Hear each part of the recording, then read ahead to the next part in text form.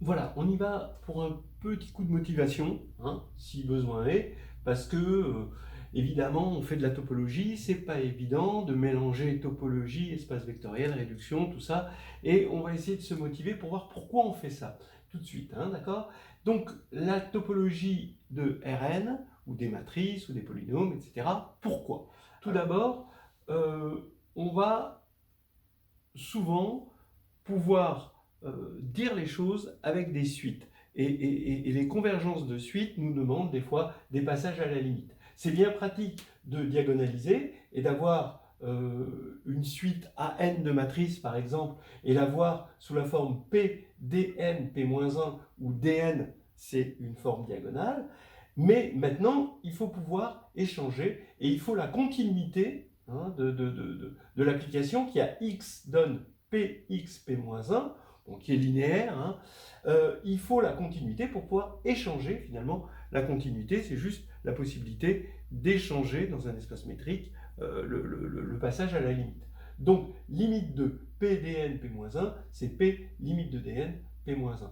De la même manière, on aura souvent besoin de dire la limite de ANX, où AN c'est une suite de matrices, et X c'est un vecteur, c'est limite de AN fois X. Ça, souvent, on oublie de le préciser, mais ça dépend du fait que l'application qui a au couple AX donne A fois X est continue. Bon. Euh, les suites de matrices, pourquoi on s'en sert?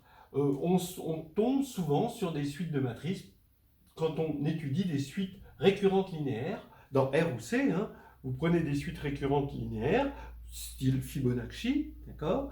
Et ben, vous vous ramenez, ces suites récurrentes, elles ont une équation caractéristique, un polynôme caractéristique, et vous vous ramenez à l'étude d'une suite A puissance n, où A, c'est la matrice compagnon de l'équation du polynôme caractéristique. Voilà. Ça, c'est important. Et donc, on est ramené à calculer à n, bien sûr, mais à chercher sa limite. Voilà. Donc, souvent, on a ça. Aussi en géométrie, donc vous pouvez voir ça Alors, celui-ci, vous pouvez le voir dans le carnet de voyage en un instant. Celui-ci, dans le carnet de voyage en algébrique. D'accord? C'est la suite de polygones où à partir d'un polygone, on crée des barycentres et on veut voir vers quoi tend vers ce polygone et on se ramène à calculer la limite d'une suite de matrices. Voilà. Ensuite, vous avez les problèmes de résolution d'équations où vous tombez naturellement sur est-ce que... Alors, vous partez on a déjà vu, hein, de l'équation matricielle xn égale a, et vous voulez la racine nème d'une matrice A. Vous trouvez toutes les solutions, ou au moins une solution, etc. Et là, on se ramène à des séries de Taylor, et il faut étudier des convergences, on a besoin d'une topologie pour trouver des solutions d'équations. En général, vous avez la méthode de Newton, hein, vous partez d'une équation matricielle, et vous pouvez tenter une méthode de Newton, mais dans ce cas-là, il vous faut de la topologie pour converger vers ça, vers une solution. Voilà. Pareil pour les équations différentielles, bon, type même, hein, x' égale à x, et ben, vous voulez une solution de ça, il vous faut évidemment l'exponentielle. Et déjà, pour donner un sens aux équations différentielles, pour donner un sens aux solutions, l'existence de l'exponentielle, eh ben, il faut savoir se débrouiller un petit peu avec des normes, et le fait que les normes soient équivalentes, on a vu tout à l'heure, c'était bien pratique. Une très grande force aussi, c'est d'obtenir des identités algébriques par densité. Vous avez un polynôme P à plusieurs indéterminés, autant d'indéterminés qu'il y a de coordonnées d'une matrice, et vous voulez montrer, donc une matrice carrée, et vous voulez montrer que pour ce polynôme à coefficient dans Z à ces indéterminés, ben P de A égale 0, quel que soit A. Ce sont des identités polynomiales qui sont un cas particulier d'identité algébrique. Et ben on peut les montrer par densité. Hein, d'accord? C'est-à-dire qu'il suffit de trouver un ensemble dense, une partie dense, donc on met une topologie sur Mn de C, on trouve une partie dense, d'accord? On montre que cette égalité est vraie sur cette partie dense, et là, c'est terminé. Hein, à partir du moment où P est continu, la fonction polynomiale sur Mn de C est continue, et ben, le fait que ce soit nul sur un dense, ça va faire que c'est nul partout. Donc ça, c'est très très fort. On a par exemple une preuve expresse de Cayley-Hamilton comme ça. En fait, il suffit de regarder Cayley-Hamilton sur les matrices diagonales. Ça implique que c'est vrai sur les diagonalisables. Et comme on est sur C, ça va être dense. Et on va avoir Cayley-Hamilton partout sur Mn de C. C'est quand même une très très jolie preuve. D'accord?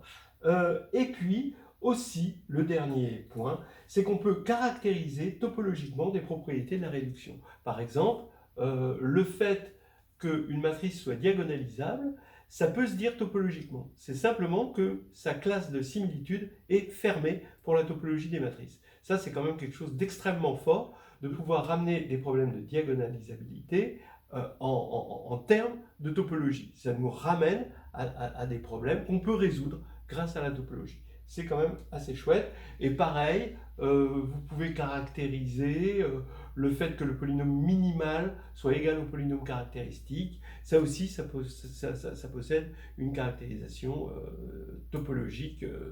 Voilà.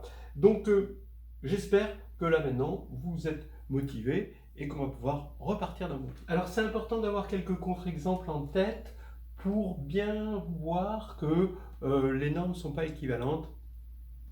En dimension finie, si on n'est pas sur un corps complet, donc on va prendre comme contre-exemple sur Q, et en dimension infinie, même si on est sur R, et donc on va prendre l'espace vectoriel des polynômes, hein, voilà, sur R.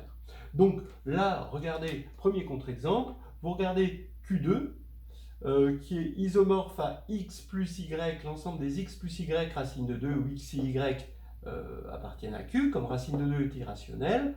Ça, c'est bien un Q espace vectoriel de dimension 2, parce qu'il a pour base 1 racine de 2, d'accord? Et, bon, c'est entre parenthèses, c'est Q de racine de 2. Voilà. Là-dessus, sur ce Q espace vectoriel de dimension 2, on va mettre la norme 1, bah, c'est la norme pour les coordonnées dans cette base, 1 racine de 2, c'est la fameuse norme 1, hein, c'est la somme des valeurs absolues des coordonnées, d'accord? Et puis on va mettre une autre norme, n de x plus y racine de 2, bah, c'est juste, on utilise le fait que q de racine de 2 est inclus dans R, R possède une norme, on ne va pas s'en priver, et on prend cette norme, c'est juste la valeur absolue, d'accord? Donc maintenant on regarde la suite un égale 1 moins racine de 2 puissance n. Et bien si on développe ça, et ben par le binôme de Newton, on a an moins bn racine de 2. Ben oui, hein, d'accord, vous allez avoir les termes pairs en quelque sorte du binôme de Newton qui vont aller là, et les termes impairs qui vont donner un moins ici, et qui vont aller là, qui vont donner un racine de 2, et on a an, bn, qui appartient à n. Donc an, si on veut voir sa tête, bah c'est 1 puissance n. Ensuite, vous avez 2 parmi n fois 2. Ensuite, plus 4 parmi n fois 2 au carré, hein, 2 au carré correspond à racine de 2 puissance 4, hein, d'accord? Voilà, etc., etc. Et on n'a pas de mal à se convaincre que an va tendre vers plus l'infini, d'accord? Donc, n1 de un, qui est égal à valeur absolue de n plus valeur absolue de bn, va forcément tendre vers plus l'infini. En revanche, n de un, alors n de un, c'est n de ça, mais n, c'est la valeur absolue, donc c'est multiplicatif, carrément.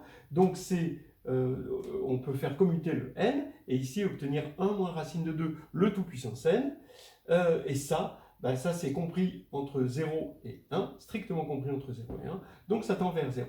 Moralité, un est une suite non bornée pour n1, mais qui tend vers 0 pour n, donc les deux normes ne peuvent pas être équivalentes. Voilà. Alors maintenant, dans R de x, ben, on définit pareil une norme 1 intégrale de 0,1 de valeur absolue de P de T dt. On vérifie que c'est une norme, c'est pas difficile à vérifier. Et sup de P de T pour T dans 0,1, hein, on vérifie encore que c'est une norme. Hein, n'oubliez pas l'axiome de séparation qui est quand même qui vient du fait que un polynôme fournit une fonction continue, d'accord? Voilà, et qui vient aussi du fait que si un polynôme possède un polynôme de degré n possède strictement plus que n racines, alors il est nul. Hein, d'accord?